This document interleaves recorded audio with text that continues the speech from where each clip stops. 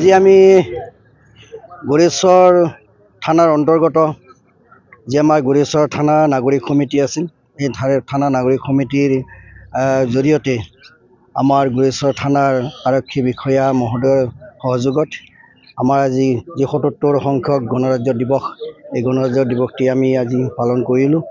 আমি 7:30 বজাত পতাকা উত্তোলন কৰিলোঁ। পতাকা উত্তোলন কৰি আমি দেশৰ যি আমাৰ সাৰ্বভৌম আমি গণৰাজ্য দিৱস হিচাপে আমি স্বীকৃতি লাভ কৰিছিলোঁ, সেই সম্পৰ্কে অকণমান আমাৰ ইয়াত পৰ্যালোচনা কৰা হয়।